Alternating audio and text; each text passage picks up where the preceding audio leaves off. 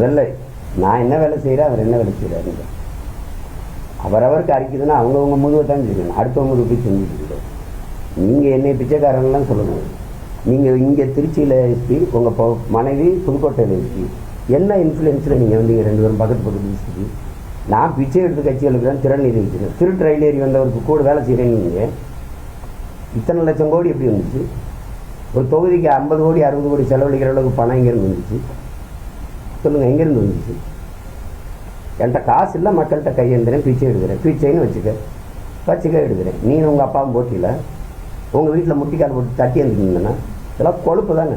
படித்தா ஐபிஎஸ்னா ஐபிஎஸ் வேலை பாரு, என் காசுலேயும் தான் சம்பளம் ஆகுற. நீ ஒழுங்காக வேலை பார்க்கணும். அதை விட்டு திமுகலாம் வேலையை ரிசைன் பண்ணிட்டு போய் ஐடிவிங்களை ஜாயின் பண்ணிக்க.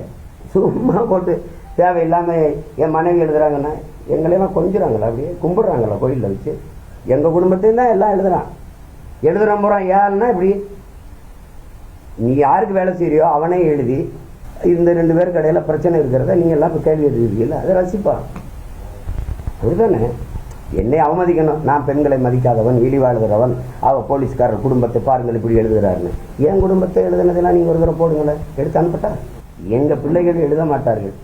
எழுதுனவங்கள நான் ஒன்று கேட்குறேன், எங்கே குற்றம் நடந்தாலும் இங்கே கூட்டிகிட்டு வந்து நடவடிக்கை எடுக்க நீங்கள். கன்னியாகுமரியில் ஒரு பேச்சு பேசினார் துறைமுருகன். அங்கே இந்த இவர் இருக்கிற இடத்துல தான் காவல்துறை இருக்கா, வேறு இந்த இடத்துல இது வரைக்கும் எங்கேயுமே காவல்துறை இல்லையா? அங்கெல்லாம் நடவடிக்கை எடுக்க முடியாது. நேராக திருவள்ளூருக்கு கூட்டிகிட்டு வந்து அவர் மேலே எஃப்ஐஆர் போட்டு உள்ள தள்ளி குண்டாஸ் போடுது. இவர் பாடுறது விற்கிற வண்டியில் விழுப்புரத்தில் எஸ்பி இருக்காரா இல்லையா? இங்கே இருந்து தென்காசி போய் கைது பண்ணி இங்கே வந்து கைது பண்ணி எஃப்ஐஆர் போட்டு உள்ளே போடுறது காரணம் என்ன? பாட்டு என்ன? கள்ளத்தனம் செய்யும் காவலன் கருணாநிதி, அதான பாட்டு. இந்த பாட்டு நான் எழுதுனேன்னா இல்லை துரைமுருகன் மெட்டமைச்சாரா? அம்மையார் ஜெயலலிதா ஆட்சி காலத்தில் அவங்க எழுதி பாடின பாட்டு எல்லாருக்கும் தெரியும் அந்த பாட்டு. அப்போ ஐயா கருணாநிதி இருந்தார்ல, அவர் காதில் விழுந்துச்சா இல்லை இல்லையா? இன்றைக்கி முதலமைச்சராக ஐயா ஸ்டாலின் அதை கேட்டாரா இல்லையா? வக்கடத்து வாங்கி பேசுகிற வாடகை வாய்கள்லாம் அன்றைக்கி வாயில் புண்ணு இருந்துச்சா இல்லை பூட்டு போட்டுருந்தீங்களா? நாங்கள் பாடினவொன்னே உங்களுக்கு அது ஐயோ பாடிட்டாருன்னு. அங்கே விருதுநகரில் எழுதினவனுக்கு அங்கே காவல்துறை இருக்கா இல்லையா?